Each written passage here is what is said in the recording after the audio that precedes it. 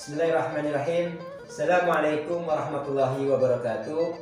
Alhamdulillah, wassalatu wassalamu ala rasulillah wa ala alihi wa sahbihi wa mawala, amma ba'du.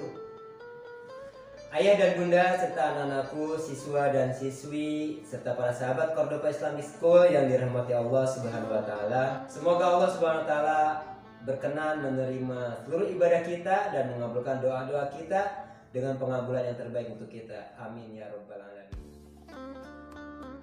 Bagaimana kabarnya anak-anak Cordoba semua? Semoga masih tetap semangat menjalankan ibadah puasanya ya. Sambil menunggu azan maghrib, Mister akan mengajak anak-anak semua untuk jalan-jalan. Kira-kira kita akan jalan-jalan kemana kali ini ya? Dalam virtual field trip jejak-jejak Islam kali ini, kita akan mengunjungi negara tetangga kita, sebuah negara kecil yang berada di Pulau Borneo, Kalimantan, yaitu Brunei Darussalam.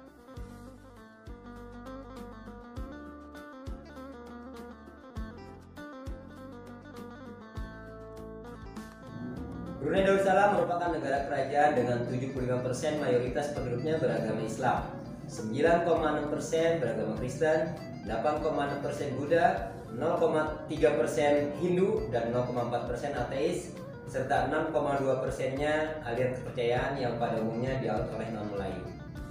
Dilihat dari sisi sejarahnya, Brunei adalah suatu kerajaan tertua di Asia Tenggara. Sebelum abad ke-16, Brunei memainkan peran penting dalam penyebaran Islam di wilayah Kalimantan dan Filipina. Islam mulai berkembang dengan pesat di Kesultanan Brunei sejak Syarif Ali diangkat menjadi Sultan ketiga Brunei pada tahun 1425 Masehi. Sultan Syarif Ali adalah seorang ahlul bait keturunan cucu Rasulullah SAW dari Hasan. Sebagaimana tercantum dalam batu Tarsilah atau prasasti dari abad ke-18 Masehi yang terdapat di Bandar Sri Begawan, ibu kota Brunei Darussalam. Selanjutnya, agama Islam di Brunei Darussalam terus berkembang pesat. Sejak Malaka yang dikenal sebagai pusat penyebaran dan kebudayaan Islam jatuh ke tangan Portugis tahun 1511, banyak ahli agama Islam yang pindah ke Brunei. Masuknya para ahli agama ke Brunei membuat perkembangan Islam semakin cepat menyebar ke masyarakat. Kemajuan dan perkembangan Islam semakin nyata pada masa pemerintahan Sultan Bolkiah, Sultan kelima Brunei Darussalam. Di masa Sultan Hasan, Sultan ke-9, masyarakat Muslim Brunei memiliki institusi-institusi pemerintahan agama. Agama Islam pada saat itu dianggap memiliki peran penting dalam memandu negara Brunei ke arah kesejahteraan. Pada saat pemerintahan Sultan Hasan ini, Undang-Undang Islam diperkuat sebagai Undang-Undang Dasar Negara. Langkah lain yang ditempuh Sultan adalah menjadikan Islam benar-benar berfungsi sebagai pandangan hidup rakyat Brunei. Pada tahun 1888 sampai dengan 1983, Brunei berada di bawah kekuasaan Inggris. Bermula pada tahun 1839, James Brooke dari Inggris datang ke Sarawak dan menjadi raja di sana, serta menyerang Brunei, sehingga Brunei kehilangan kekuasaannya atas Sarawak. Pada tanggal 19 Desember 1846, Pulau Labuan dan sekitarnya diserahkan kepada James Brooke. Sedikit demi sedikit, wilayah Brunei jatuh ke tangan Inggris melalui perusahaan-perusahaan dagang dan pemerintahannya. Pada saat yang sama, Persekutuan Borneo Utara Britania sedang meluaskan penguasaannya di timur laut Borneo. Pada tahun 1888, Brunei menjadi sebuah negeri di bawah perlindungan Kerajaan Britania Inggris, dengan kedaulatan dalam negerinya, tetapi dengan urusan luar negeri tetap diawasi oleh Britania. Pada tahun 1967, Omar Ali Saifuddin III atau Sultan ke-28 yang bergelar Praduka Sri Begawan Sultan Haji Omar Ali Saifuddin Sa'adul Khairi Waddin telah turun dari tahta dan melantik putra sulungnya Hassanah Bolkiah menjadi Sultan Brunei ke-29. Pada tahun 1970, pusat pemerintahan negeri Brunei Tom diubah namanya menjadi Bandar Sri Begawan untuk mengenang jasa baginda yang meninggal dunia tahun 1986. Usaha-usaha pengembangan Islam diteruskan oleh Yang Mulia Paduka Sri Baginda Sultan Haji Hassanah Bolkiah. Tepat pada 1 Januari tahun 1984, setelah 95 tahun di bawah pemerintahan Inggris, Brunei akhirnya resmi menjadi negara merdeka. Brunei merdeka sebagai negara Islam di bawah pimpinan Sultan ke-29, yaitu Sultan Hassanah Bolkiah. Muizzuddin wad Daulah. Gelar Muizzuddin wad Daulah, penata agama dan negara, menunjukkan ciri keislaman yang selalu melekat pada setiap raja yang memerintah. Brunei Darussalam telah berhasil mencapai kemerdekaan sepenuhnya. Kerajaan Brunei Darussalam adalah negara yang memiliki corak pemerintahan monarki konstitusional dengan sultan yang menjabat sebagai kepala negara dan kepala pemerintahan. Merangkap sebagai Perdana Menteri dan Menteri Pertahanan dengan dibantu oleh Dewan Penasihat Kesultanan dan beberapa menteri yang dipilih dan diketuai oleh sultan sendiri. Sesudah merdeka tahun 1984, Brunei kembali menunjukkan usaha serius dalam upaya menyebarkan syiar Islam, termasuk dalam suasana politik yang masih baru. Negara yang memiliki moto senantiasa membuat kebijakan dengan petunjuk Allah ini menjadi negara pertama yang secara resmi mengumandangkan penerapan hukum Islam di antara negara-negara Asia Tenggara lainnya. Sama seperti Indonesia yang mayoritas penduduknya menganut agama Islam dengan mazhab Syafi'i, di Brunei juga demikian. Konsep akidah yang dipegang adalah Ahlus Sunnah wal Jamaah.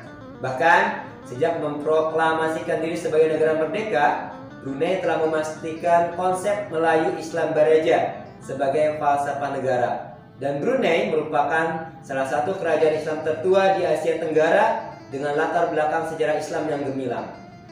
Raja-raja Brunei sejak dahulu kala secara turun-temurun adalah kerajaan Islam, dan setiap raja bergelar sultan. Di samping itu, kerajaan Brunei dalam konstitusinya secara tegas menyatakan bahwa kerajaan Brunei adalah negara Islam yang beraliran Sunni atau Ahli Sunnah wal Jamaah. Brunei menjadi negara yang makmur, orang-orang cacat dan anak yatim menjadi tanggungan negara. Seluruh pendidikan rakyat dari TK sampai perguruan tinggi serta pelayanan kesehatan diberikan secara gratis. Masya Allah. Saat ini Brunei Darussalam merupakan negara kecil yang kaya dengan indeks pembangunan manusia tertinggi kedua di Asia Tenggara setelah Singapura, sehingga dikategorikan sebagai negara maju. Menurut Dana Moneter Internasional atau IMF, Brunei memiliki produk domestik bruto per kapita terbesar kelima di dunia dalam keseimbangan kemampuan berbelanja. Sementara itu, Forbes menempatkan Brunei sebagai negara terkaya kelima dari 182 negara karena memiliki ladang minyak bumi dan gas alam yang luas. Selain itu, Brunei juga terkenal dengan kemakmurannya dan ketegasannya dalam melaksanakan syariat Islam, baik dalam bidang pemerintahan maupun kehidupan masyarakat. Salah satu bukti kekayaan negara Sultan Hasan al-Bolkiah itu adalah banyaknya bangunan megah dan indah yang berdiri nyaris di setiap sudutnya. Salah satu bangunan megahnya yang terkenal adalah rumah tempat tinggal keluarga Kesultanan Brunei Darussalam ke-29, yaitu Istana Nurul Iman, yang memiliki arti cahaya keimanan. Hal ini mencerminkan negara Brunei yang mayoritas penduduknya Muslim. Istana Nurul Iman merupakan istana tinggal terbesar di dunia yang berhasil masuk dalam Guinness World Record. Bahkan besarnya istana tersebut mengalahkan Istana Versailles Prancis dan Istana Buckingham Inggris. Istana Nurul Iman merupakan tempat tinggal resmi keluarga Sultan Brunei yang ke-29. Bangunan tersebut merupakan bangunan putih besar dengan kubah emas yang dihiasi dengan menara-menara yang tinggi. Dengan luas istana mencakup 200.000 meter persegi. Istana Nurul Iman ini memiliki 1.788 kamar tidur dan 257 kamar mandi, serta ruang penjamuan yang luas yang mampu menampung 5.000 tamu. Selanjutnya ada garasi dengan kapasitas 110 mobil, kandang kuda ber-AC dengan kapasitas 200 ekor kuda, dan 5 kolam renang serta dilengkapi dengan helipad. Selain bangunan istana yang luas, terdapat pula masjid di dalam area istana yang bisa menampung hingga 1.500 jamaah. Istana Nurul Iman ini dibuat dalam waktu hanya 2 tahun oleh penyedia jasa kontraktor Ayala Corporation dengan biaya lebih kurang 1,4 miliar dolar AS atau setara dengan 21 triliun rupiah yang diselesaikan guna mencapai kemerdekaan Brunei dari Inggris pada tahun 1984, tepatnya 1 Januari. Perancang bangunan tersebut adalah seorang arsitek asal Filipina yang bernama Leandro Philoxin, dengan desain interior dirancang oleh arsitek asal Inggris Quan Chiu.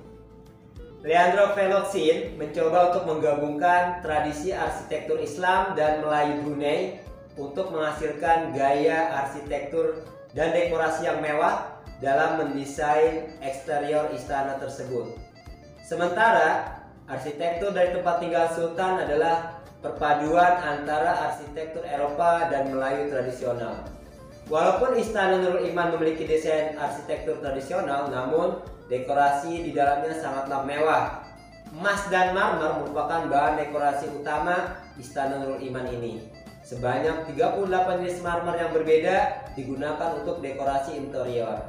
Bahkan terdapat 44 tangga yang terbuat dari marmer. Perpaduan beberapa bahan yang digunakan dalam dekorasi istana tersebut antara lain marmer Italia, granit Shanghai, kaca Inggris, dan sutra terbaik asal Cina. Bukan sekedar tempat tinggal, Istana Nurul Iman juga dijadikan sebagai tempat menjamu para tamu negara. Bahkan beberapa kantor pemerintahan juga ada di sana. Selain itu, setiap hari raya Idul Fitri, Istana Nurul Iman dibuka untuk umum selama 3 hari. Orang-orang yang berkunjung bisa masuk secara gratis. Namun tidak semua tempat di dalam istana yang dapat dikunjungi. Ada beberapa area yang diperuntukkan untuk umum. Di antaranya adalah ruang untuk menerima tamu negara, beberapa ruang pertemuan, dan galeri lukisan. Masya Allah, begitu megahnya Istana Nurul Iman Brunei Darussalam, negara yang kecil namun makmur. Kemakmuran negara Brunei merupakan keberkahan dari Allah Subhanahu wa Ta'ala yang patut disyukuri. Betapa janji Allah itu sangat nyata. Di dalam Al-Quran surat Al-A'raf ayat 96, Allah Subhanahu wa Ta'ala berfirman, A'udzubillahi minasyaitonirrajim. Walau anna ahlal qura amanu wattaqau lafatahna 'alaihim barakatim minas sama'i wal ard. Al-ayat.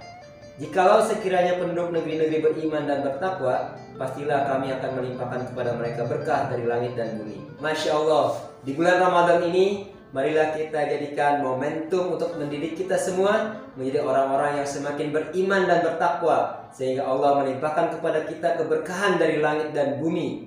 Demikianlah jalan-jalan kita di Field Trip Jejak-Jejak Islam kali ini. Terima kasih sudah menyimak. Mohon maaf atas segala kekurangan. Kesempurnaan hanya milik Allah. Kehilapan dari saya pribadi selaku manusia. Akhirul kalam. Selamat berbuka puasa. Tetap jaga kesehatan. Wassalamualaikum warahmatullahi wabarakatuh.